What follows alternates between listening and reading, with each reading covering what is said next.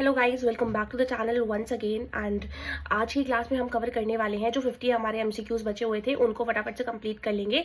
तो total 100 MCQs का target था, जिसमें हम टॉप मोस्ट 100 एमसीक्यूज करने वाले हैं जो सबसे ज्यादा इंपॉर्टेंट है और जिनमें से आपको गारंटेडली एग्जाम में 5 to 6 एमसीक्यूज इन्हीं सीरीज में से देखने को मिलेंगे। ठीक है, इसके अलावा भी मैंने 6 मार्कर, 4 मार्कर, 2 मार्कर वाली सीरीज भी चैनल पर चलाई हुई है जो कंप्लीट भी कर दी है ऑलरेडी। तो फटाफट से जाके उसको भी चेकआउट कर लेना और चैनल को सब्सक्राइब करना बिल्कुल भी मत भूलना, बिकॉज जब तक आपका एग्जाम खत्म नहीं हो जाता है तब तक आपको सारी अपडेट्स यहीं पे इसी चैनल पर मिलने वाली हैं।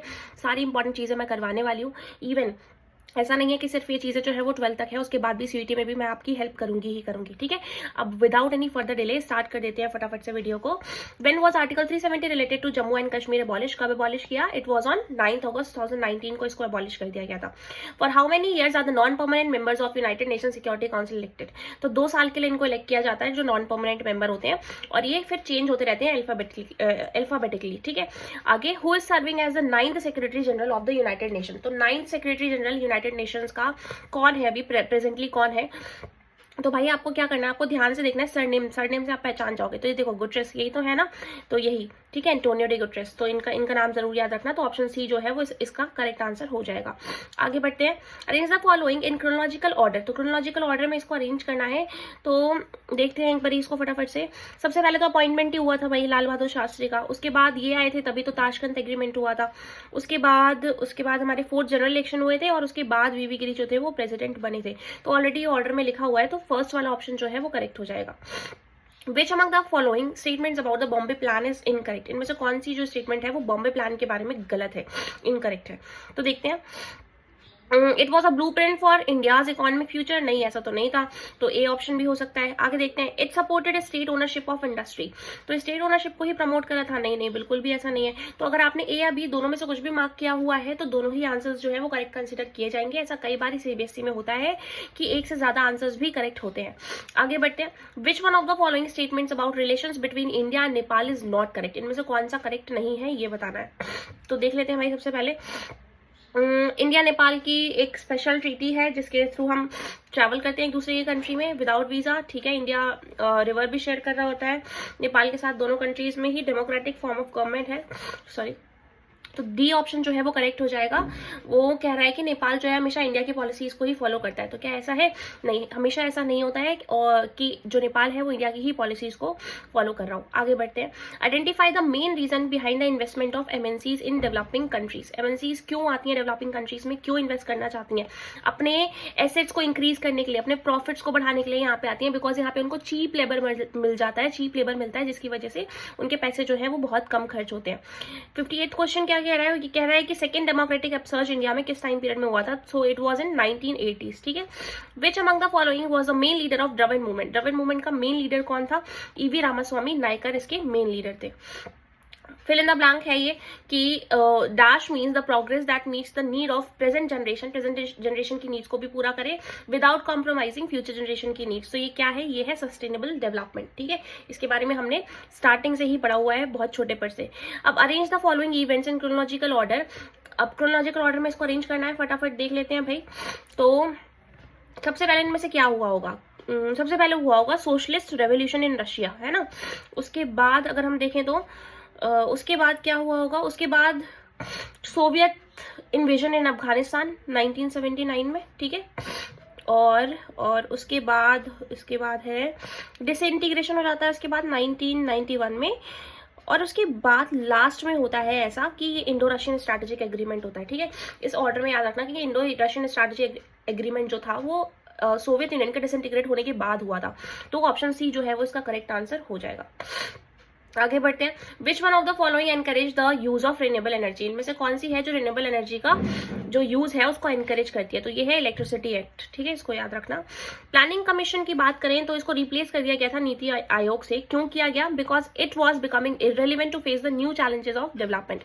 नए नए जो चैलेंजेस आ रहे थे हमारे सामने डेवलपमेंट के, उनको ये फेस नहीं कर पा रहा था। After the death of Lal Bahadur Shastri there was an intensive competition था किसकी बीच में? Prime minister Indira Gandhi and दूसरे कौन थे? मोरारजी देसाई।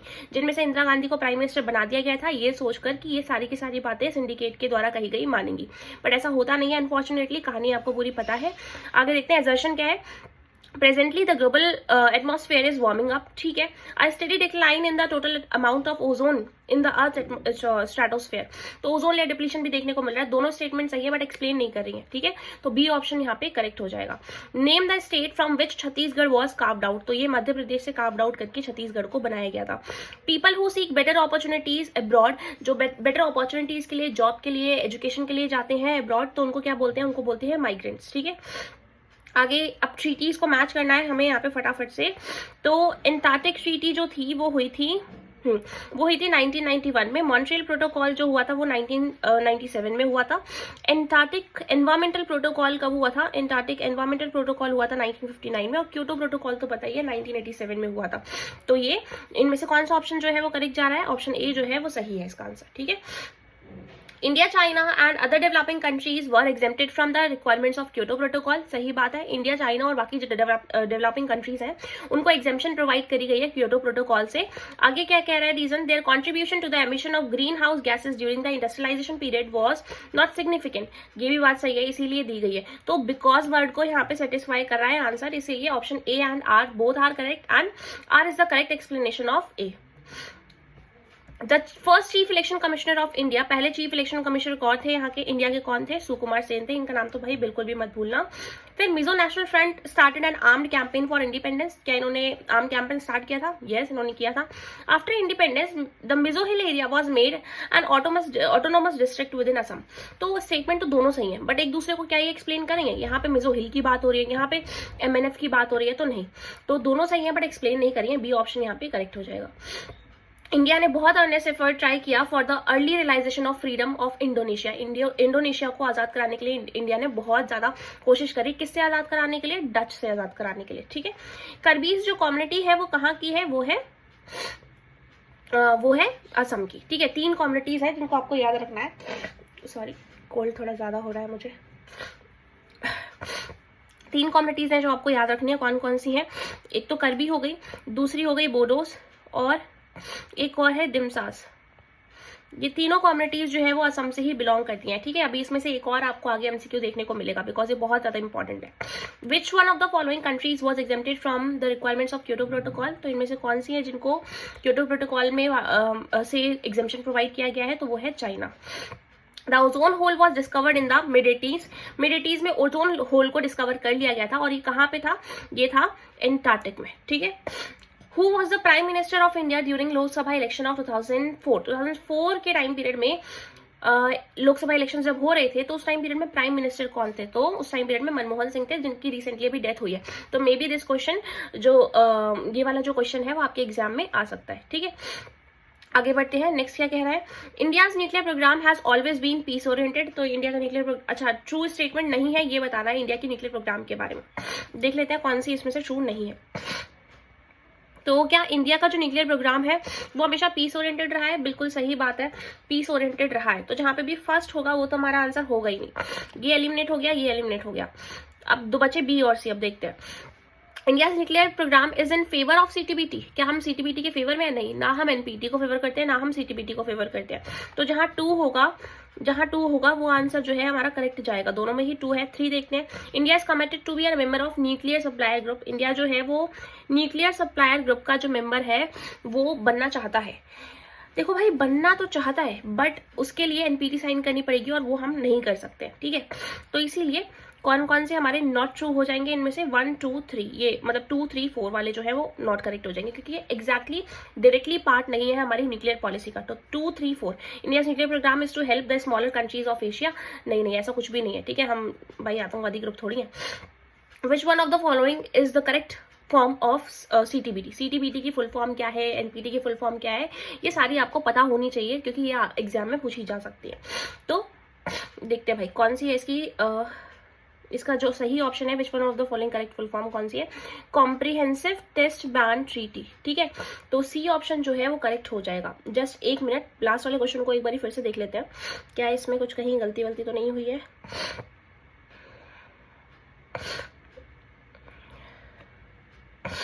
नहीं, इसमें वैसे तो कोई प्रॉब्लम नहीं है. वैसे इसके ना 2 आंसर्स, वही जैसे मैंने बताया बोर्ड में रहता है, तो इसके 2 आंसर्स कंसिडर किए जा सकते हैं क्योंकि थर्ड वाला डायरेक्टली तो नहीं है बट हम न्यूक्लियर सप्लायर ग्रुप का मेंबर तो बनना चाहते हैं. तो बी और सी दोनों ही करेक्ट माने जा सकते हैं. कॉम्प्रिहेंसिव टेस्ट बैन ट्रीटी हो गया। On which basis does India claim permanent membership of United Nation Security council. ये परमानेंट मेंबरशिप हम किस बेसिस पे होल्ड करते हैं, क्यों होल्ड करते हैं भाई, परमानेंट मेंबरशिप क्यों आनी चाहिए हमारे पास, क्योंकि हमारी बहुत बड़ी पॉपुलेशन है और बहुत ही बड़ी इकोनॉमिक पावर भी है इंडिया। पहला डेमोक्रेटिक अपसर्ज जो था वो कब हुआ था, वो हुआ था 1950 से 1970s के बीच में। बोडो, अभी बताया था ना 3 कम्युनिटीज हैं, बहुत इंपॉर्टेंट है, तो बोडो जो है वो दूसरी कम्युनिटी है, ये भी कहाँ से बिलोंग करती है, असम से बिलोंग करती है। Which one of the following statements are true about the impact of globalisation. Globalisation के बारे में इनमें से कौन सी जो स्टेटमेंट है वो सही है। Globalisation has been uneven in its impact on states and society. हाँ भाई, इसका जो इम्पैक्ट है वो बहुत अनइवन है, मतलब जरूरी नहीं है कि जितना वेस्टर्न इम्पैक्ट इंडिया में पड़ रहा है उतना ही इंडियन इम्पैक्ट जो है वो वेस्टर्न एरिया में पड़े, तो बहुत अनइवन है, बहुत ज्यादा इवन तरीके से डिस्ट्रीब्यूशन नहीं है। तो ए ऑप्शन यहाँ पे करेक्ट हो जाएगा बिना किसी ऑप्शन को पढ़े। The first nuclear explosion undertaken by India was in May में हुआ था, ये बात बता रही हूँ। उस टाइम पीरियड में कौन थे हमारे प्राइम मिनिस्टर, ये अभी फटाफट से कमेंट करके बता दो। 1974 में हुआ था ये, ठीक है, डेट भी बता दिया, 1974 मई में हुआ था। उस टाइम पीरियड में हमारी जो प्राइम मिनिस्टर थे कौन थे ये बताना है, उनका नेम कमेंट करके बताना है। और एक और चीज बता देती हूँ अभी इसी के साथ में, कि इसका एक सीक्रेट नेम रखा गया था, वो भी याद रखना है। क्या था इसका सीक्रेट नेम, इसका सीक्रेट नेम था स्माइलिंग बुद्धा, ठीक है, इसका सीक्रेट नेम क्या था, स्माइलिंग बुद्धा। और एक और न्यूक्लियर एक्सप्लोजन हुआ था, दैट वाज इन 1998, और दोनों ही न्यूक्लियर एक्सप्लोजन जो थे वो पोखरण में ही हुए थे, राजस्थान में हुए थे, तो ये याद रखना 1998 में हुआ था। इसका सीक्रेट नेम क्या था, ऑपरेशन शक्ति, ठीक है, ऑपरेशन शक्ति। इस टाइम पीरियड में और फर्स्ट वाले न्यूक्लियर एक्सप्लोजन के दौरान और सेकंड न्यूक्लियर एक्सप्लोजन के दौरान कौन हमारे प्राइम मिनिस्टर थे, इन दोनों के नेम कमेंट करके मुझे फटाफट से बता दो, ताकि मुझे भी आइडिया मिल जाए कि भाई मेहनत कर रहे हो तुम लोग, ठीक है। Arms control is an important measure of traditional security. Arms control जो है वो एक बहुत इंपॉर्टेंट मेजर है ट्रेडिशनल सिक्योरिटी का। कैसे, इट रेगुलेट्स द एक्विजिशन और डेवलपमेंट ऑफ वेपन्स, क्योंकि क्या करता है ये रेगुलेट करता है कि आर्म्स कंट्रोल ध्यान रखता है कि किसी के पास बहुत ज्यादा वेपन्स जो है वो एक साथ एक्वायर ना कर ले वो इंसान, और ऐसा ना हो कि सीक्रेटली वेपन्स को डेवलप कर रहा हो, ठीक है।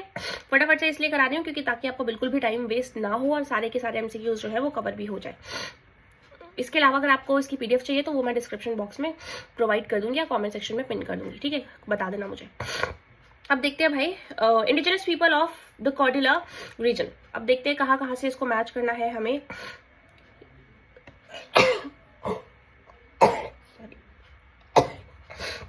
सॉरी बहुत ज़्यादा कोल्ड हो गया मुझे फिर से।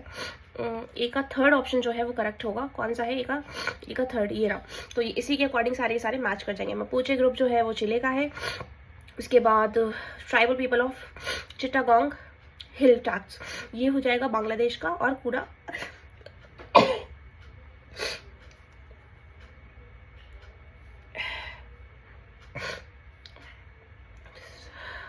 थोड़ा सा कोल्ड हो गया है, बट अभी वीडियो बनाना बहुत ज़्यादा ज़रूरी है, अदरवाइज आप तक ये इंपॉर्टेंट क्वेश्चंस नहीं पहुंच पाएंगे, ठीक है। तो ऑप्शन ए जो है इसका वो करेक्ट हो जाएगा। आगे बढ़ते हैं, फटाफट से कंप्लीट कर लेते हैं इसको। असर्शन रीजन आ गया फिर से। Throughout the cold war the industrialised countries of the north try to ensure a steady flow of resources, ठीक है। रीजन क्या कह रहा है, they deployed military forces near exploitation sites. दोनों ही सही है, बट एक्सप्लेन नहीं करें तो ऑप्शन बी जो है वो करेक्ट हो जाएगा। कांग्रेस सोशलिस्ट पार्टी के फाउंडर कौन थे ये बताना है। आचार्य नरेंद्र देव थे। तो पार्टी और उनके फाउंडर्स, पार्टी और उनकी फाउंडिंग डेट्स आपको याद होनी चाहिए, ठीक है। अब देखते हैं 88 क्वेश्चन क्या कह रहा है। 5th शेड्यूल जो है हमारे इंडियन कॉन्स्टिट्यूशन का वो ट्राइबल ऑटोनॉमी को प्रिजर्व करने की इजाजत देता है। Their practices and customary laws को भी यहाँ पे बचाने की इजाजत देता है। तो सजेशन तो सही है। रीजन देख लेते हैं। This provision proved crucial in resolving complex political problems in north east. क्या ये प्रोविजन जो है वो सही से सॉल्व नहीं कर पा रहे हैं प्रॉब्लम्स को? नहीं, ऐसा तो बिल्कुल भी नहीं है। ये सॉल्व कर पा रहे हैं। तो डी हो जाएगा इसका आंसर, यानी सजेशन सही है, रीजन जो है वो गलत है। After independence the first Lok Sabha election had to be postpone twice. और फाइनली फिर इनको कब करवाया गया? फाइनली ये हो पाए 1951 अक्टूबर से लेके फैब 1952 तक। ये डेट याद रखनी बिल्कुल बहुत ज्यादा जरूरी है, ठीक है। Which international document specifically recognise and protects the rights of indigenous people. इनमें से कौन सा है जो लोगों के राइट्स को बचाने की मांग करता है? इंडिजिनस पीपल, तो इंडिजिनस पीपल्स है ना, declaration on the rights of indigenous people, यही मांग करता है कि जो इंडिजिनस लोग हैं उनके राइट्स को प्रोटेक्ट करना चाहिए। When was the declaration on the rights of indigenous people adopted by the United Nations? कब अडॉप्ट किया गया था इसको? 2007 में अडॉप्ट किया गया था. Reorganisation of the north east was almost complete in, जो नॉर्थ ईस्टर्न पार्ट था उसका रीऑर्गेनाइजेशन कब तक, कौन से टाइम पीरियड तक कंप्लीट कर लिया गया था? तो वो 1972 तक कंप्लीट कर लिया गया था. ये याद रहना चाहिए, बहुत इंपॉर्टेंट है. The election commission of India came into existence, ये कब एग्जिस्टेंस में आता है? ये आता है जनवरी 1950 में एग्जिस्टेंस में आ जाता है. ठीक है. Who among the following was the founder of president of भारतीय जनसंघ? भारतीय जनसंघ का कौन फाउंडर था? श्यामा प्रसाद मुखर्जी इसके फाउंडर थे. कांग्रेस पार्टी ने कितनी सीट्स जीती थी 489 में से फर्स्ट लोकसभा इलेक्शन में? वेरी इंपॉर्टेंट, 364 सीट्स जो थी वो जीती थी. Prime minister Jawaharlal Nehru pass away in में ये पास आउट हो गए थे. और कौन से ईयर में पास आउट हुए थे? तो वो हुए थे 1964 में. इनके बाद कौन आया था? Lal Bahadur Shastri. Grand alliance of the opposition of 1971. तो अच्छा, करेक्ट जो वो है ऑप्शन वो सिलेक्ट करना है इसमें से हमें. तो got a combined tally of seats that was less than 40. हाँ भाई सही बात है कि पूरा कंबाइन करने के बाद भी ये सिर्फ और सिर्फ 40 से भी कम सीट्स जीत पाए थे. तो बहुत बुरी हालत हो गई थी इनकी. तो और कोई ऑप्शन तो नहीं है इसके अलावा. ए ऑप्शन जो है वो यहाँ पे करेक्ट हो जाएगा. विच one of the following statement about the grand alliance is correct? तो ग्रैंड अलायंस के बारे में कौन सी जो स्टेटमेंट है वो यहाँ पे सही है? Was formed by non communist non Congress parties. हाँ ठीक है, non communist non Congress parties ने ही इनको मिलकर बनाया था. Whom would you like to identify the slogan with? Indira हटाओ का नारा किसने दिया था? अरे भाई ये तो आग बंद करके भी ऑप्शन मार्क कर सकते हो कि ये तो सिंडिकेट ही होंगे पक्का, है ना. आगे देखते हैं. 100 लास्ट क्वेश्चन पे हम फाइनली पहुंच चुके हैं और फटाफट से इसको भी कंप्लीट कर लेते हैं. क्या कह रहा है ये question? Gorbachev's policy of glasnost and perestroika were instrumental in the disintegration of Soviet union.